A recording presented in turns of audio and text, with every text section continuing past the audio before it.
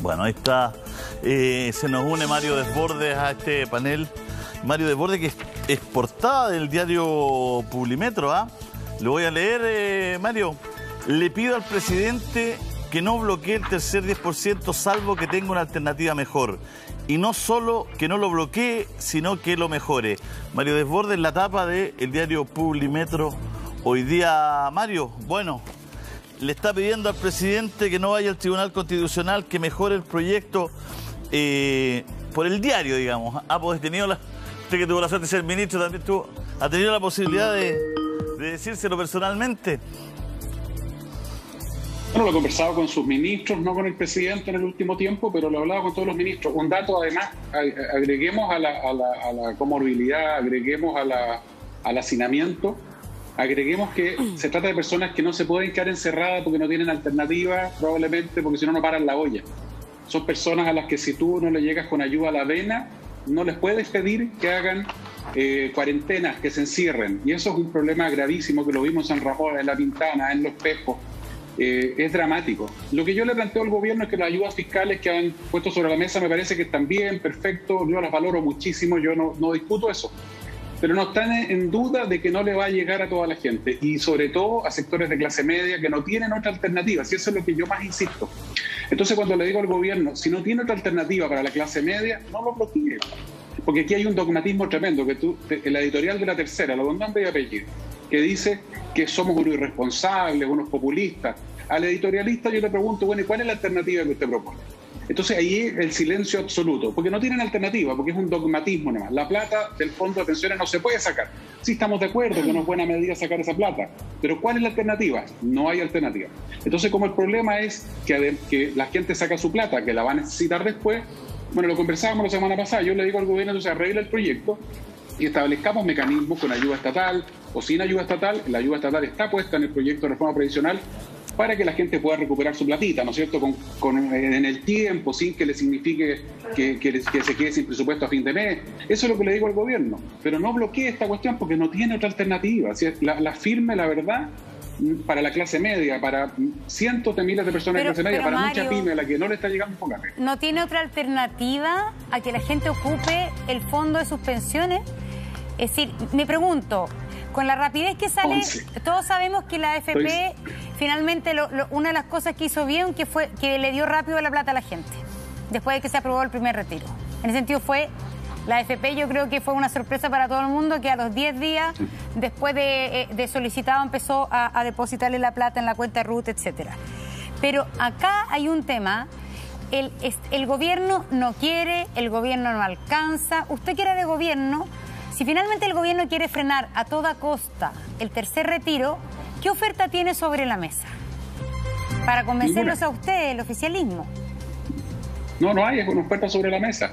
Mire, cuando yo digo que no hay otra alternativa es porque no tengo que creerle a mi gobierno. Le creo a mi gobierno cuando dice que no hay más recursos. Nos mandan gráficos donde dice que Chile es uno de los países que más le ha aportado directamente a la gente, etcétera. Bueno, yo también leo lo del Banco Mundial, que no considero que sea una institución irresponsable en los estudios. Y veo que, ¿cierto?, la clase media, 2/3 de la clase media no ha recibido ayuda.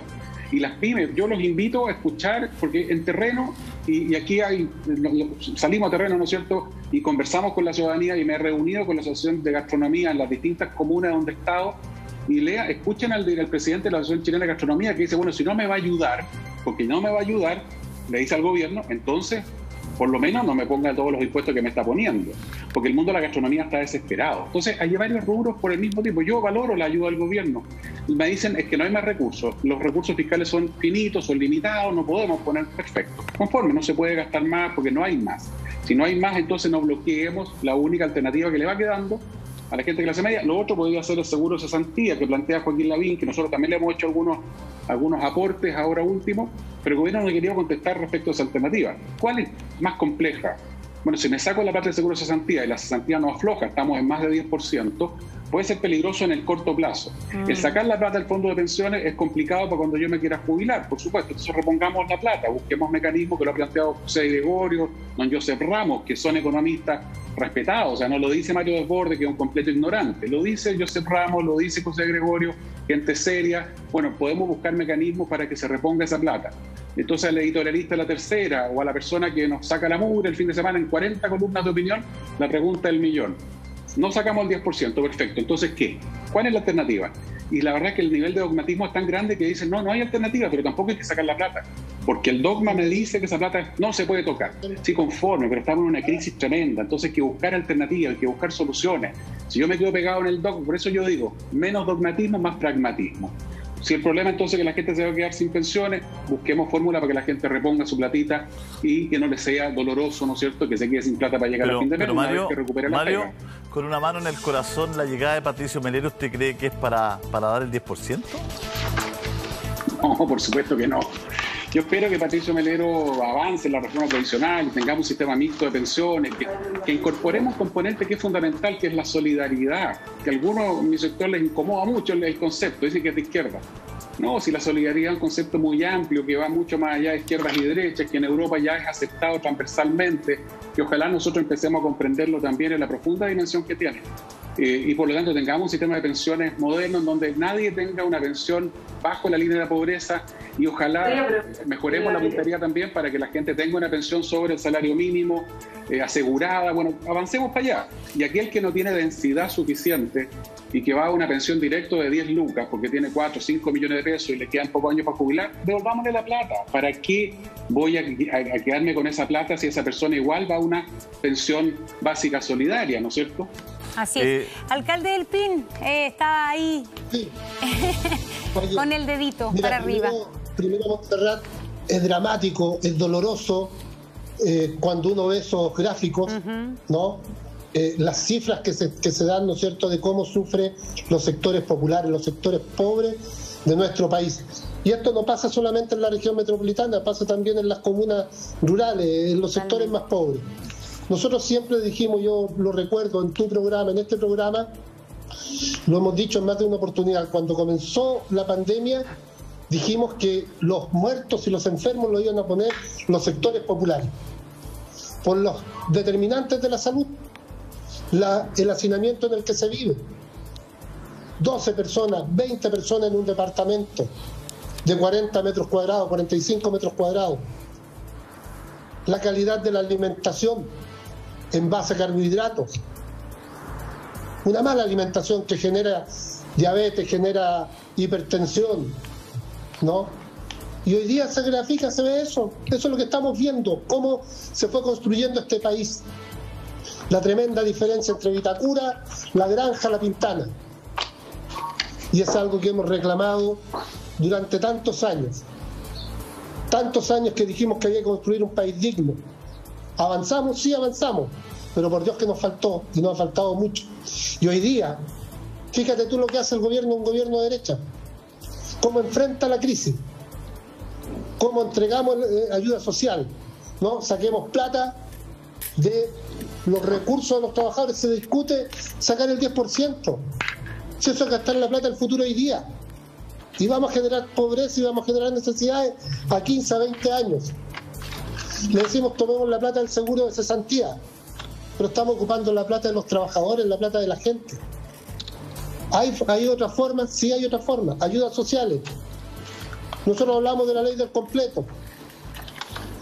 La ley del completo significa, ¿no es cierto?, un ingreso familiar de emergencia universal y que sea financiado sin letra chica, porque discúlpame, Germán, tiene letra chica. Tiene letra chica. Si yo somos 2 personas en mi familia y tenemos más de 200.000 pesos, yo no puedo postular. No tergiverse el sentido, Felipe, porque yo fui claro en decir de que aquí había barreras de entrada. Tú le llamas letra chica, Germán, que se tienen que eliminar. Yo he dicho que se tiene que eliminar eso. Las determinantes y las condicionantes de estas ayudas están ahí. Y no puede postular todo, porque debo postular todos los meses. Y el ingreso que voy a tener va a depender de en qué estado, en qué paso a paso está mi comuna. Hay formas de financiar Mario Desbordes, si hay formas de financiar. El impuesto a los más ricos, entre ellos el presidente de la República, que sería bueno que se pronunciara porque aumentó su riqueza en $300 millones y Luxis casi la duplicó. Y un impuesto que sea permanente, que no sea por un mes. Porque entiendo, Giorgio, que se discute en el Parlamento, que hace más de un año que está la discusión del impuesto más rico, pero por una única vez para financiar las ayudas sociales en la pandemia. No puede ser eso. Ese es un elemento. Impuesto a los más ricos para financiar ayudas sociales para aquellos que la han sufrido más en la pandemia. Y después, este país tiene la posibilidad de endeudarse. Fíjense ustedes, y por favor díganme si yo estoy equivocado, porque obvio no soy tan ignorante en esto. Tú, Mario, te diría, si tú quieres ser presidente de la República, no partís diciendo que eres ignorante, porque no. Pero sí, este país tiene la capacidad de endeudarse.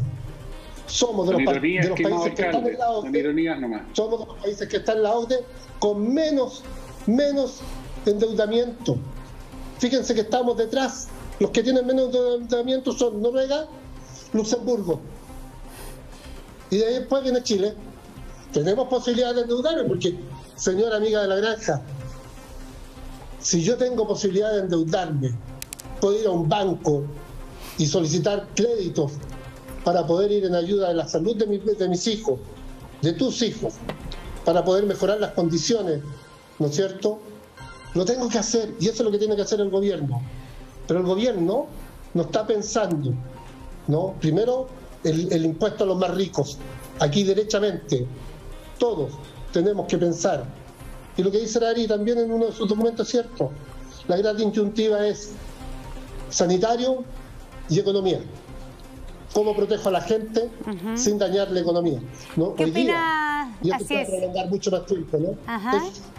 A ver, ¿y qué opina de eso Germán Codina también, con respecto a lo que dice el alcalde del PIN? ¿En qué concuerda y en qué no? No sé, en general yo concuerdo en que es necesario ir eliminando, como yo digo, las barreras de entrada a los beneficios. Cuando la gente, tú le dices, vas a poder obtener un ingreso familiar de emergencia, si eres parte del 80% de las personas más vulnerables del país, debieras directamente, ¿no es cierto?, cuando esas personas ya calificaron para estar en ese 80% de vulnerabilidad, no pedirles ahora que nuevamente postulen. Y en Puente Alto estamos hablando de casi 300.000 personas, 75.000 familias, como decía recién, la misma cantidad de todos los habitantes de la región de Atacama, de todos los habitantes juntos de Magallanes y Aysén. Es decir, en el fondo, tú no puedes dejar, ¿no es cierto?, a esas personas hoy día con la incertidumbre de si el Estado les va a brindar o no les va a brindar un apoyo. Yo creo que el segundo piso de la moneda y el Ministerio de Hacienda tienen que definitivamente abrir las compuertas para que para la gente no sea a través de una postulación la obtención de este beneficio.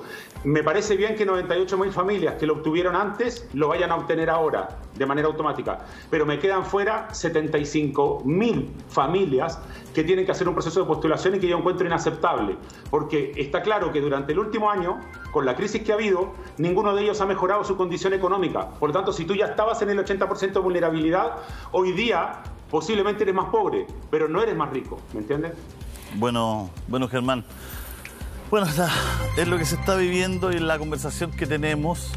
La verdad es que las barreras de entrada para recibir alguna ayuda es mucha y creo que en los últimos 20 días no hemos tenido nadie aquí que defiende la hiperfocalización o las barreras de entrada para la ayuda y una ayuda universal que sería quizás lo más concreto y correcto, sobre todo después de lo que ayer dijo el ex ministro Maña, diciendo que no iba a haber inmunidad de rebaño en junio, que la situación venía para más largo, que las variantes eran determinantes en todo esto. Así que vamos a tener que equilibrar las cosas entre ayuda y entre pedirle a la gente tomar medidas sanitarias y pedirle a la gente que se quede en la casa. Germán, Felipe, muchas gracias por estar, se nos une.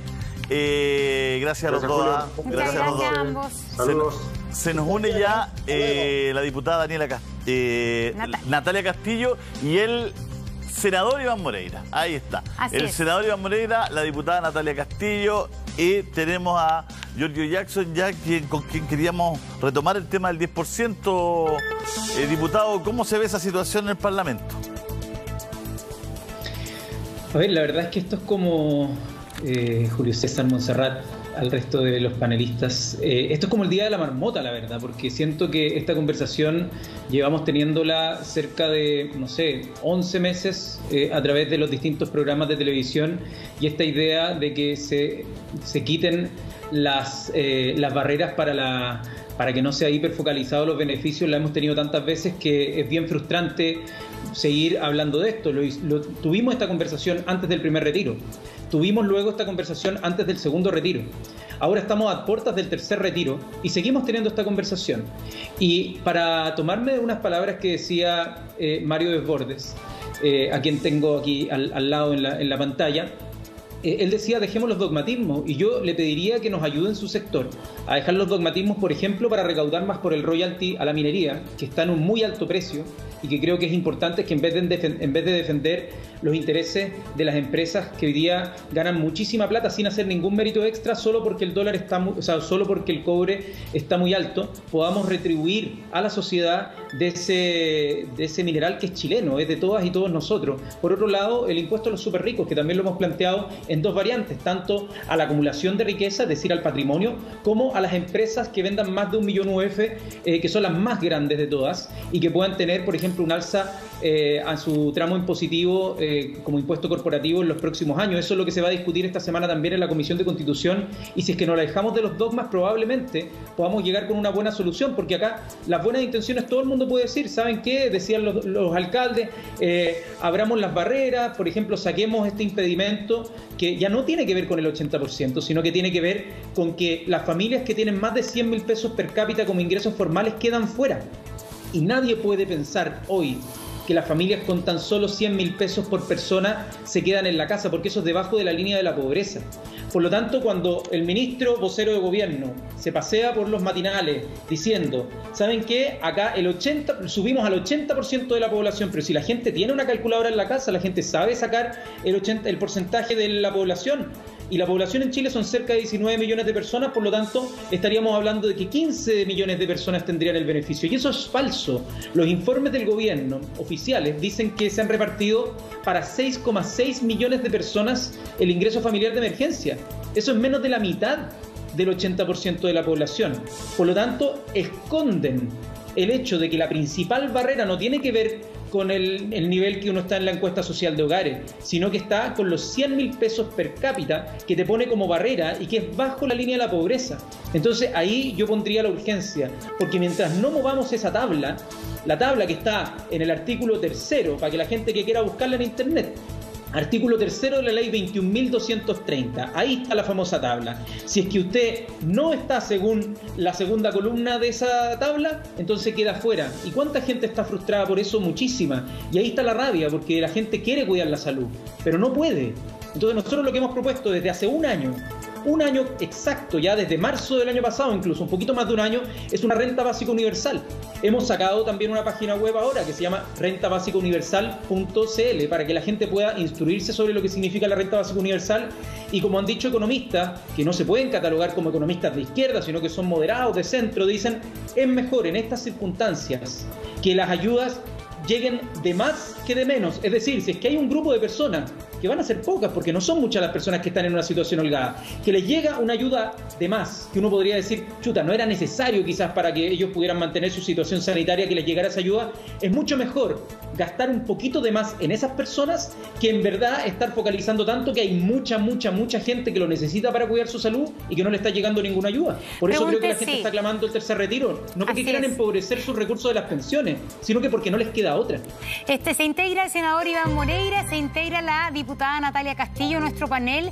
De inmediato te voy a dar la palabra, pero quería preguntar, Natalia, quería preguntarle al senador Moreira que nos cuente, ya que es del oficialismo y tiene mejores relaciones con el gobierno que Desbordes.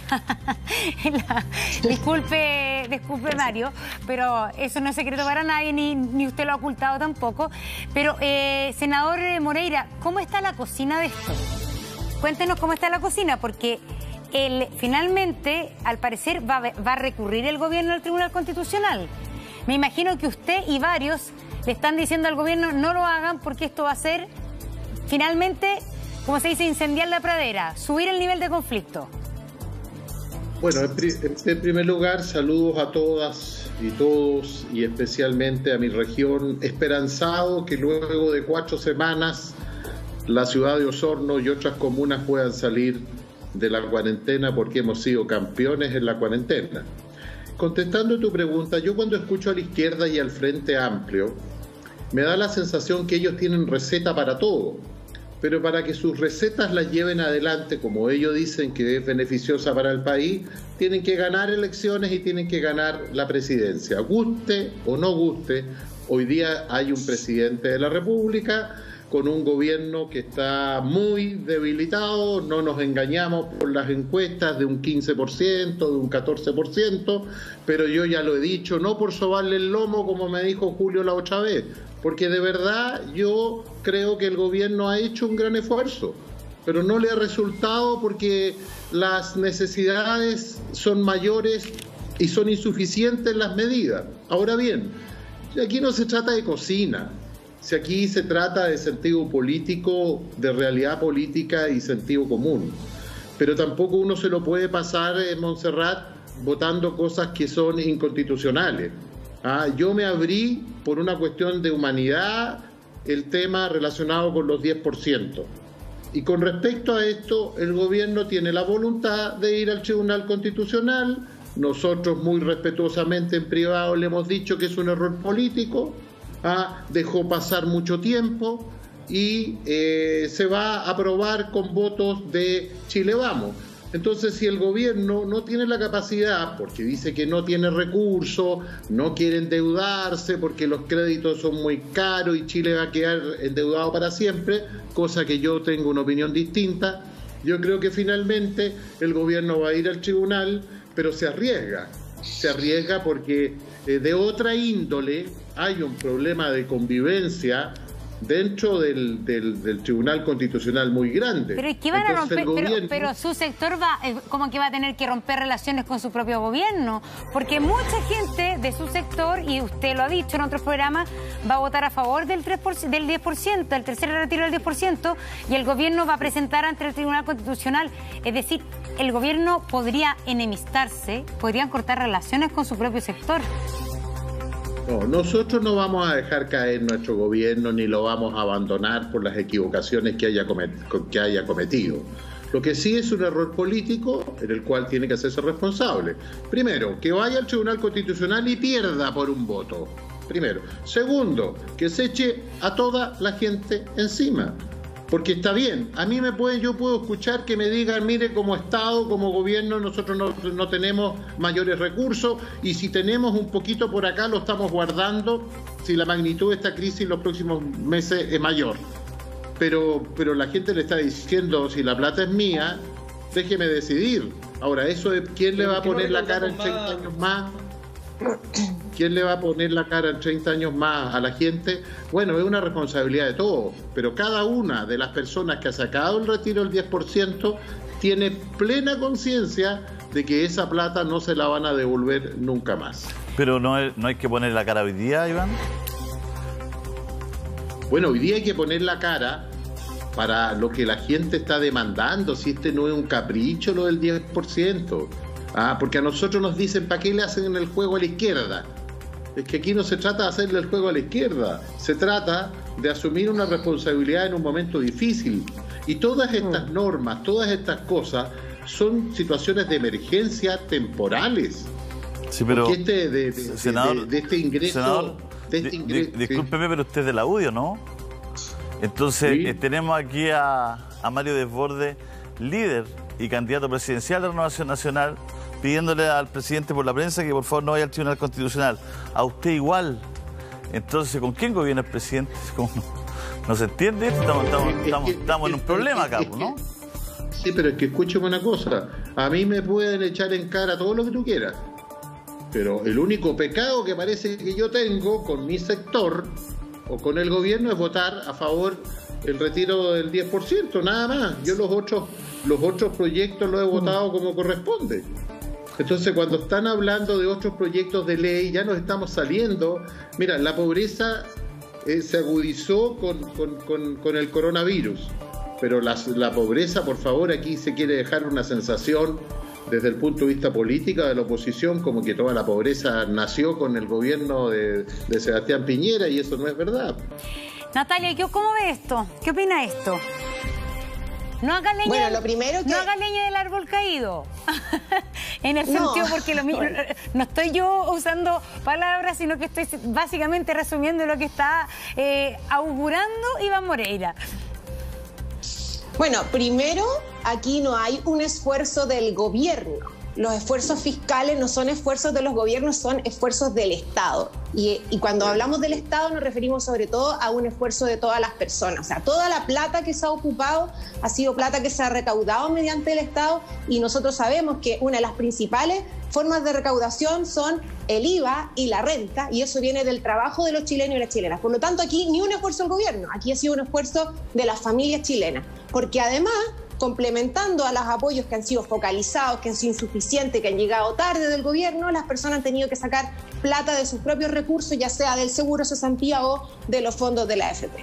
Dicho eso, no tengo ninguna duda que el proyecto del tercer retiro se va a aprobar, y se va a aprobar con votos de derecha, y ahí el presidente va a tener que tomar la difícil decisión si le quiere declarar la guerra derechamente a la gente. No solamente a la gente, sino también si le quiere declarar la guerra a la oposición y además a parte importante de su sector. La decisión que tiene que tomar el presidente una vez que se apruebe el tercer retiro no debe ser nada de fácil. Y ahí vamos a ver si es que realmente se está tomando el peso en el gobierno de la relevancia que tiene esta crisis. Si el presidente de la República presenta un requerimiento ante el Tribunal Constitucional sin ofrecer una alternativa de transferencia directa a las personas, póngale renta básica de emergencia, póngale ingreso familiar universal, póngale como quiera, pero si no lo hace, lo que va a estar haciendo va a ser declararle la guerra a las personas, porque les va a estar diciendo no salgan de su casa, no salgan a trabajar, y más encima no van a tener los recursos suficientes para poder subsistir. Entonces, ojo al presidente Piñera con lo que está haciendo. La decisión de llevar el tercer retiro al Tribunal Constitucional no es una decisión jurídica, no es una decisión si proteger o no proteger la Constitución, es decir, si va a estar a favor o va a estar en contra de la gente a la cual él dice gobernar. ¿Y qué pasa si el presidente tiene la convicción y lo está haciendo porque cree que es malo para los chilenos? Bueno, si él tiene la convicción de que es malo sacar los fondos de las pensiones, que ofrezca una alternativa con transferencia directa, y como dice Giorgio, desde la oposición nosotros hemos presentado alternativas para aumentar la recaudación, y estamos abiertos también a otras alternativas que nos puedan ofrecer incluso de otros sectores. Hemos presentado el proyecto del impuesto a los superricos con un apoyo transversal de toda la oposición. Hemos presentado también la posibilidad de tener un verdadero royalty minero. Estamos también abiertos a buscar otros mecanismos de recaudación tributaria. Por supuesto que hay que aumentar los impuestos a los flujos de los capitales. Yo presenté hace un tiempo atrás también un proyecto para efectos de regular la herencia, ya sea poniéndole un límite a la herencia propiamente tal, o también aumentando la recaudación por esa vía, por los impuestos. Entonces hay mecanismos de mayor recaudación. Y fíjate que en Chile, Montserrat, pasa una cuestión que es bien curiosa, porque en otros lados, en otros países del mundo, es el gobierno el que intenta aumentar el gasto fiscal y es la oposición la que lo frena. Acá ha ocurrido todo lo contrario. Acá en Chile la oposición le ha dicho al gobierno: estamos disponibles para estudiar todos los mecanismos de mayor recaudación, y es el gobierno el que se ha opuesto. Es una cuestión bien extraña lo que ha pasado aquí en Chile, donde es el gobierno el que está siendo el amarrete y es la oposición la que le está diciendo gastemos más, estos recursos tienen que estar disponibles hoy día, porque si hemos tenido una política fiscal responsable durante todos estos años ha sido justamente para poder enfrentar un momento como este de vacas flacas con mayor audacia, y no lo hemos hecho. Le damos la palabra a Mario Desbordes para seguir el orden. Mario, ¿cuál es la lógica del gobierno a su juicio si en el segundo retiro el gobierno impulsó ese segundo retiro? ¿Qué es lo que está mejor que hace un tiempo atrás? No, yo no entiendo cuál es la razón. Lo he conversado con los ministros. Lo que uno puede ver es a personas de, no sé, el Instituto de Libertad y Desarrollo, por ejemplo, que están desatados, hablando de populismo, criticando con mucha fuerza sin plantear alternativas. Vuelvo a insistir. con un fuerte dogmatismo. Y vuelvo también al concepto. Aquí el punto es, esta plata es para otra cosa, no es para sacarla incluso en emergencia. Ya, perfecto, conforme. Entonces, ¿cuál es la alternativa? No hay alternativa. Entonces, bueno, ¿qué hacemos? Nada, no.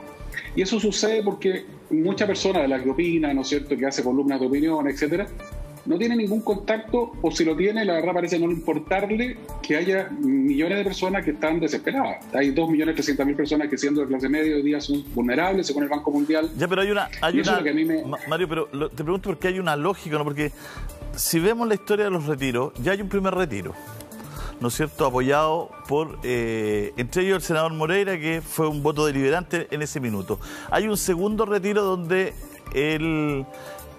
parlamentarios le piden al gobierno que tome el control de la agenda y tome el control del retiro para que no se lleven, ¿no es cierto?, todos los halagos la oposición, y el presidente hace eso, manda al Tribunal Constitucional, pero paralelamente impulsa de una otra forma el segundo retiro, y sale el segundo retiro. Había una realidad sanitaria que hoy día es peor, había una realidad económica que me imagino que después de varios meses las familias es peor. ¿Cuál es la lógica para hoy día creer que no se necesita este tercer retiro? Esa es la parte, más allá de las cifras, esto es la parte política, la parte que la gente quiere entender, porque la gente no maneja datos. O sea, la gente dice, ¿qué pasó me perdí, dice la gente, ¿qué pasó en noviembre que no pasa ahora ¿no es cierto?, en abril, digamos. Esto no obedece a lógicas. Los dogmas son verdades indesmentibles, que van más allá de la lógica, que no aceptan discusión. Y eso es lo que está pasando acá con un sector que dice, mire, esta plata no se puede tocar.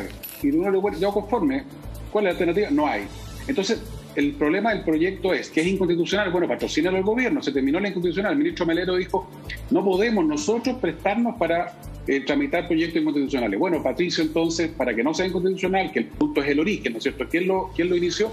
Que lo patrocina el gobierno. Se terminó la inconstitucionalidad. No, es que también el proyecto es malo porque la gente pierde recursos, gasta plata que va a necesitar cuando se jubile. Bueno, entonces pongamos los recursos públicos. No, es que no hay recursos públicos. Entonces, que la gente recupere esa plata con algún mecanismo. Establezcamos un mecanismo que cotice de 11%, 3-4 años, que se jubile un poco más tarde y el fisco le pone plata también, que ya está en la propuesta de reforma previsional. No, tampoco. Entonces, la verdad, Julio César, yo no entiendo la razón, te lo digo honestamente. A mi gobierno lo he apoyado en muchas cosas y lo sigo apoyando en muchas cosas. Yo valoro el paquete fiscal que se anunció recién, que cambia la lógica respecto a lo que se venía haciendo. Pero creo que en este caso del 10% es solamente un tema dogmático, es solamente un tema de que las platas no son para esto, no se pueden tocar. Yo tengo una pregunta. ¿Realmente usted cree que es un problema dogmático porque básicamente se cree en el, no sé, porque son buenos alumnos de la escuela de Chicago, cualquier cosa? ¿O es un problema que genera finalmente más sospechas en la población? Que más que dogmatismo de atenerse estrictamente a la economía social del libre mercado, etcétera, mucha gente lo lee como que esto se niega sistemáticamente al retiro por defender ciertos intereses y ciertos grupos económicos y cierto modelo. Mucha gente dice o cree, quizá en el gobierno, se lo pregunto, si hay un tercer retiro, después un cuarto, finalmente se termina desbaratando en los hechos el sistema de la AFP. Más que dogma, le vuelvo a repetir, ¿no será también defensa de ciertos intereses o de cierto modelo de la AFP que son con dueños con nombre y apellido? Bueno, por supuesto que hay una defensa de un modelo que es el de la capitalización individual. Yo, más allá que defendemos AFPs o no, yo creo en la capitalización individual. Y creo que es al revés, que la ciudadanía, a la medida que ve que puede recurrir a estos recursos, valora la capitalización individual. Si hubiéramos tenido un fondo común, que el de reparto, no habríamos podido hacer este ejercicio. Así de simple.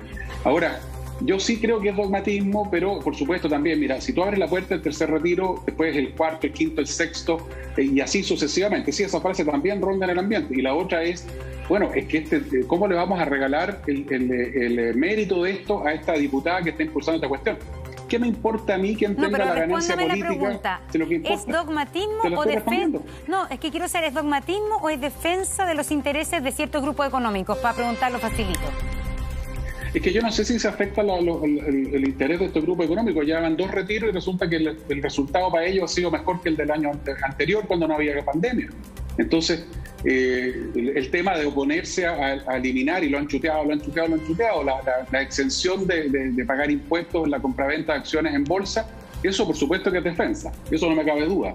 Y hay que avanzar, son 800 millones de dólares que el fisco deja de recaudar por esta exención tributaria que favorece a un grupo pequeño.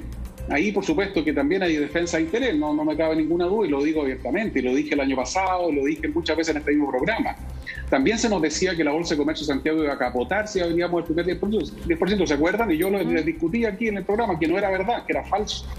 Ahora, hay economistas que después del primer 10% dijeron, oiga, mire, la verdad que toda la catástrofe que predijimos era un poco exagerada, porque necesitábamos exagerar para tratar de convencer de que no hubiera retiro. Pero reconocemos que exageramos, por no decir, mentimos.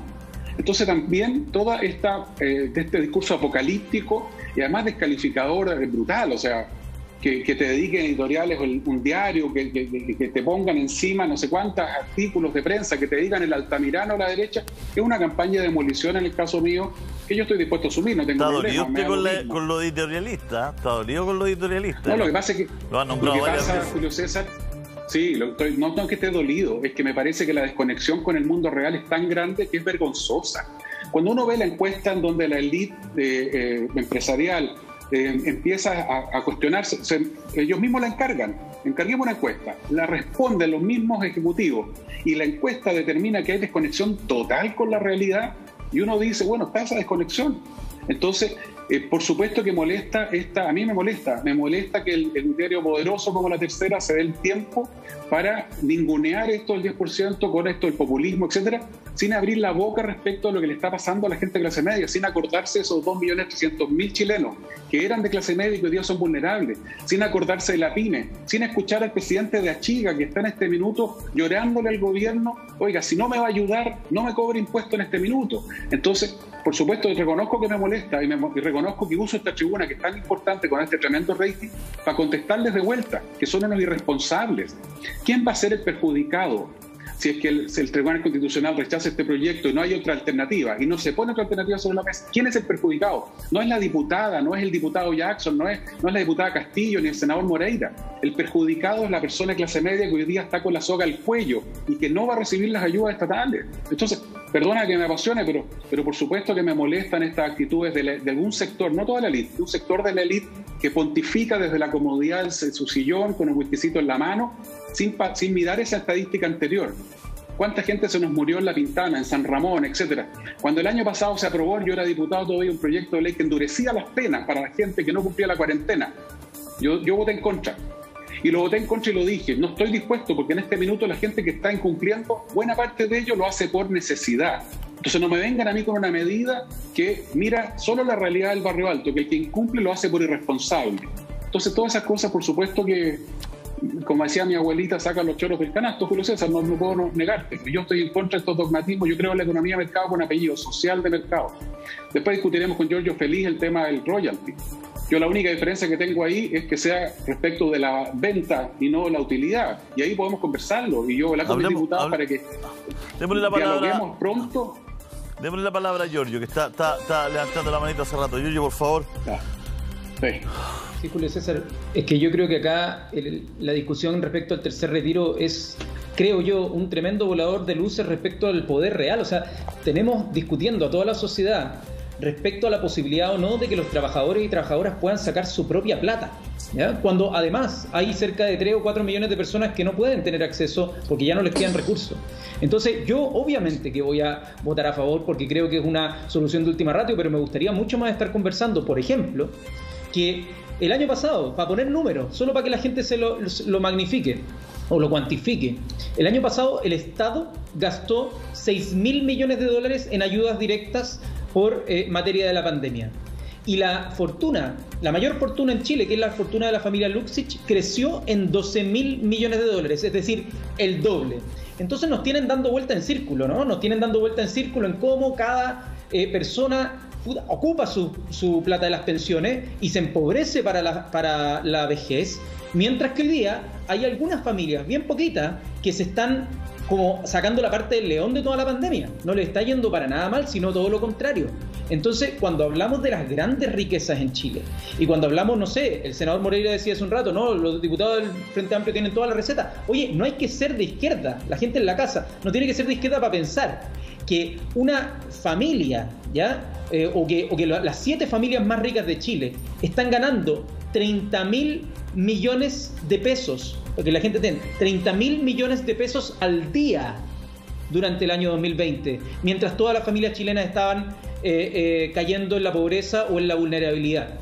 Entonces, no se trata de que la gente no gane por más mérito.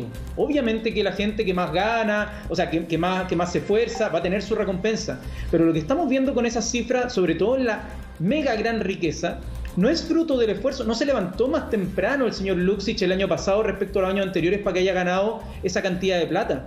Es porque hay un sistema financiero político que los favorece. Entonces yo al menos, lo único que pido, además de que ahora podamos dejar de este absurdo de las cachetadas de payasos que hacen en el oficialismo, de que unos dicen vamos al Tribunal Constitucional, no vayamos, eso obviamente que lo van a tener que resolver, porque si no es un suicidio político del gobierno si es que van al Tribunal Constitucional. Es un absurdo. Entonces eso va a suceder, pero nos van a tener todos los días conversando de eso para que hablemos de esa materia, en vez de no estar discutiendo respecto a la concentración de la riqueza y cómo aumenta día a día. Y cuando alguien eleva la voz, ¿no? Cuando ustedes, por ejemplo, que lo han dicho, Montserrat, Julio César, después los terminan amenazando a través de los dueños de los canales. O sea, la gente tiene derecho también a cuestionar no solo la idea del tercer retiro, sino también el cómo unas poquitas familias en Chile, que todo bien, que tengan buen nivel de ingreso, acá nadie está diciendo, oye, traigamos las orcas y las antorchas, y no, estamos diciendo que si es que ellos se enriquecieron de tal forma el año 2020, cuando todas las familias chilenas prácticamente se empobrecieron, bueno, que paguen una parte justa. No se supone que estamos todos tratando de empujar para adelante el país. Bueno, este es un momento perfecto para poder decir qué empresarios, qué empresarias tienen el corazón bien puesto en el país, o cuando les pongamos un impuesto a la riqueza van a sacar los capitales para afuera. ¿Qué tan chilenos realmente son? Queda con la palabra Iván Moreira, a lo mejor puede responder esa pregunta, Iván Moreira, y además las declaraciones del exministro Mañalich, que bueno, han generado contenido total, así es que vamos a hacer un pequeño corte y volvemos de inmediato. Vamos a seguir adelante con nuestro panel. Iván Moreira quedó con la palabra. Preguntaba... Viene lo del ministro Mañalich. Sí, claro. No, Iván Moreira, es que Giorgio dejó una pregunta y Iván Moreira no sé si la quería contestar de los súper ricos, pues. Mire, yo no sé qué pregunta hizo, porque la verdad que incluso dijo de que no sé si se refería a ustedes. ¿Se la puede repetir gentilmente? ¿Se la puede repetir gentilmente? Sí, que, por favor. Sí, que está disponible.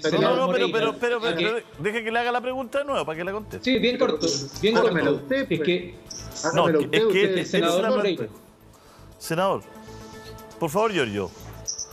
Sí, si es que el senador Moreira está de acuerdo con que podamos tributar de mayor manera a las grandes fortunas de nuestro país, a esas que han ganado o que se han enriquecido en cerca de 30.000 millones de pesos al día durante el 2020, mientras las familias chilenas estaban perdiendo recursos, y con eso financiar, por ejemplo, soluciones que hagan prescindible el tercer retiro. O sea, si es que las ayudas son buenas, la gente no va a querer sacar su plata. Buena la pregunta, no se me alargue como pausa. Quedó clara la pregunta. Ahí está. Vamos ahí estuvo buena la pregunta. Directa, señor Moreira. Primero que todo lo que sea tributación es un tema que tiene que liderar el gobierno. Porque obviamente no es un proyecto de ley que tenga que nacer de los parlamentarios. Mira, queda muy poco de este gobierno. En tema tributario, cualquier idea de esta, obviamente yo no me siento de ninguna manera ni presionado. Pero ¿cuál es su posición frente a la pregunta, Iván? Se está dando más vuelta que sillón de peluquero. Disculpe que le diga, pero... La pregunta es bien concreta. Usted tiene una posición política. ¿Lo está dispuesto a revisar? ¿No está dispuesto a revisarlo? Mejor le voy a hacer 4 alternativas. A ver, todo se puede... Mira, primero que todo, 2 cosas. Queda poco de este gobierno. Veamos cómo le va a ir a la izquierda en el próximo gobierno con todas las proposiciones que hace. Con respecto a esta pregunta, es un tema discutible. Esto de este 1% del impuesto a los ricos que le quieren aplicar no ha dado muy buen resultado en ninguna parte del mundo. Es mejor que haya un impuesto a las ganancias, y eso lo está proponiendo la UDI. Pero esto no es una cosa que nosotros los parlamentarios podemos llevar adelante. Por lo tanto, todo se puede discutir, pero no sigamos con el cuento de los ricos que ganaron. En todo el mundo los ricos ganaron, en todo el mundo, por distintas razones. Se valorizó mucho más su patrimonio. Claro que cuando uno hace la comparación es chiste, porque ve que hay personas... Pero por eso igual la pregunta no es una pregunta... No infantilicemos las preguntas entre rico y pobre. La pregunta es si está dispuesta su sector y usted a estructurar mejor el tema impositivo para esta superfortuna. Eso es nomás, y tampoco una pregunta tan difícil. En este gobierno lo veo difícil. Sí, en este gobierno una situación de esa índole la veo difícil. Pero sí que veo posible buscar algún tipo de impuesto. Y eso es lo que se está conversando con el gobierno. Nosotros hemos hablado que con respecto a este proyecto de ley que quieren llevar, que ese sí que es inconstitucional, que quiere llevar la oposición, porque ofrecen de todo, pero cuando ellos estén en el gobierno no dan nada, porque esto de los ricos, yo vivía como la concertación en la izquierda durante estos 30 años ha convivido con los ricos a los cuales hoy día los encara, pero vivieron, fueron financiados por sus propias empresas. Entonces, por favor, a mí no me cabe ese poncho. No nos lavemos las manos. Todos aquí la izquierda son las blancas palomas. Pero a lo mejor las grandes fortunas están dispuestas. Yo pienso que a lo mejor ni siquiera las grandes fortunas han hablado sobre el tema. Capaz que hasta las grandes fortunas quieran conversar. Pero lo que sería bueno es que las grandes fortunas lo hablaran. Es decir, sería muy interesante que Andrónico Luksic dijera, que lo volviera a decir a propósito, que bueno, que hagan al menos un impuesto excepcional del 2,5% del patrimonio, o que tenga otra propuesta. Finalmente, si esas personas agarran el guante y ellas son las que proponen, está bien. Pero el presidente, Montserrat, pero me refiero que el presidente está entre los... Pero el presidente no sabe si ganó más o no. Porque no tiene idea. Recordemos que el año 2019, así como en otros países... El año 2019, después del estallido social, fue el propio Andrónico Luksic el que dijo que ellos tenían que pagar la cuenta. No sé si se acuerdan, sí, escribieron una carta editorial, claro, sí. Y nunca pasó nada. Simplemente lo hicieron como relaciones públicas, decir ya, ¿cómo lo hacemos para desactivar un poquito el malestar? Pasó el estallido social y se le olvidó a todo el mundo que Andrónico Luksic se ofreció a pagar la cuenta. Ay, pero ¿por qué una pomada increíble? Preocupémonos de lo importante, Giorgio. Lo importante hoy día, ¿cómo sacamos adelante el 10%? Lo importante es que las familias no pueden hacer una cuarentena y la pandemia está en su peor momento. Eso es lo importante. Para eso es el 10%. Para eso son 7 millones. ¿El 10% que tu gobierno no quiere aprobar? Es decir, claro, que el gobierno no quiere poner el impuesto a los súper ricos, no quiere aprobar el 10%. Está como complicada la alternativa, Natalia. Es que no quieren nada, no ofrecen soluciones, y eso es la gravedad de la situación. O sea, el tema del 10%, del tercer retiro del 10%, es una medida absolutamente de emergencia. Ante justamente lo que estamos hablando acá, que no hay voluntad, y cuando se declaran cuestiones como lo que dice Andrónico Luksic a propósito que ellos tienen que pagar la cuenta, el gobierno no es capaz de decir cómo.